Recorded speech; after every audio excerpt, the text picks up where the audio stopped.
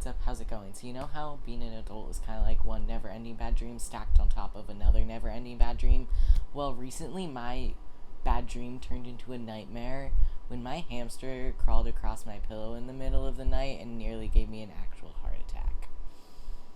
To be honest, I'm not even fully sure how this happened. I think some point in the middle of the night, my hamster Houdini'd himself out of his cage via my comforter, and instead of making the break for freedom and probably inevitable death that any of the many holes in my apartment walls would have provided him, he decided to crawl across my bed and hang out by my pillow, crouched in a tiny little hamster ball, like chewing on a seed or something. Now, I guess you could consider this to be the ideal situation for hamster escape besides a hamster not escaping, period, because while he did get out of his cage, he didn't run and hide, he didn't disappear into the walls, like, he wasn't gone forever, he just wanted to chill with me in bed. So this might have been everyone else's ideal scenario, except there was one problem. It was pitch black in my room, and I was turned away from where he was sitting.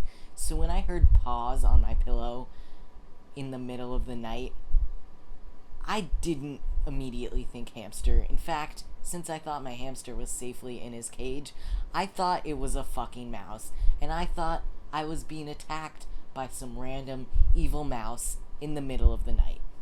And that's what scared me, because the very first night in our apartment, when we were basically a load of unassembled IKEA furniture and bags of clothing, I saw a mouse run all the way across the living room, down the hallway, to disappear into the depths of the apartment, and we didn't see it again for 9 months.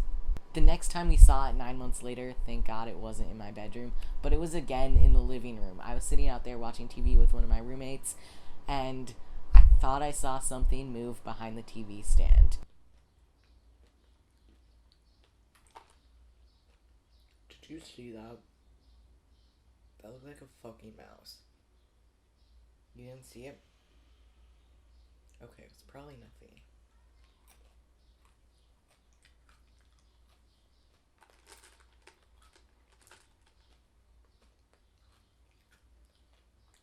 Okay, you know what?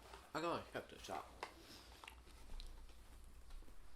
My roommate didn't see this, so I was like, oh, it was probably just a cord. I'll go check it out and see what I could possibly be seeing and thinking was a mouse. But when I went to check, of course it wasn't just a cord. I saw a furry little ball of mouse just sitting under the TV stand.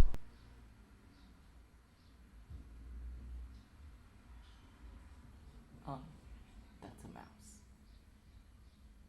I nearly lost it. I looked at my roommate and I was like, yo, there's a mouse under here. We gotta take care of this right now.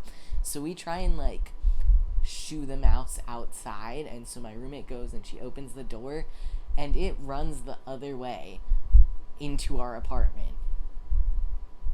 She also didn't see it run.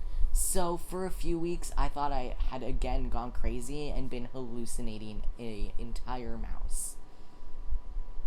But a few weeks later, she did in fact see the mouse in the apartment. So I'm not going crazy. We do just have this one mouse that pops up every couple months.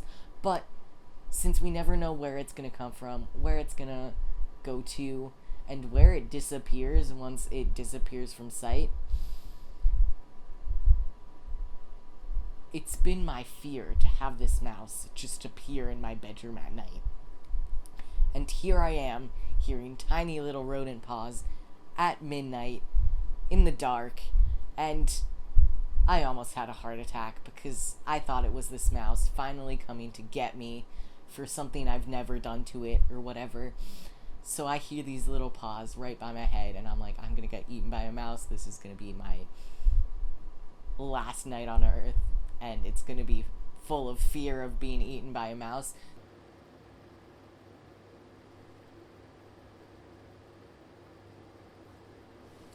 Oh, hell no.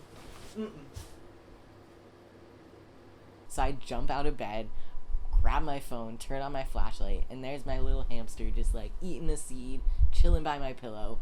I'm standing by my desk, nearly having a heart attack, cannot breathe at all. I'm like, trying not to scream because I didn't want to wake up my roommates because it was, again, the middle of the fucking night. And then, to make matters worse, I can't just hide in a corner of my room and cry about it. I have to go and pick up my hamster and put him back because I don't want him to disappear forever because he's, nicely escaped and then come right back to me to hang out. So I had to, while hyperventilating, pick up my hamster, put him back in his cage, and then freak out. I didn't fall asleep for like a solid hour after that. And it was more like fretful sleep than anything. Like, I gotta sleep for tomorrow, but also I'm still shaking from this fucking experience. Yeah, I'm just really glad I didn't wake up everyone else in the household over my hamster and somehow managed to handle that situation by myself. Yay for adulting.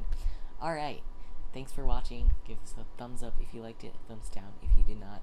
Subscribe if you want to, and I'm gonna go hide under a blanket for the rest of my life so I'm never scared again.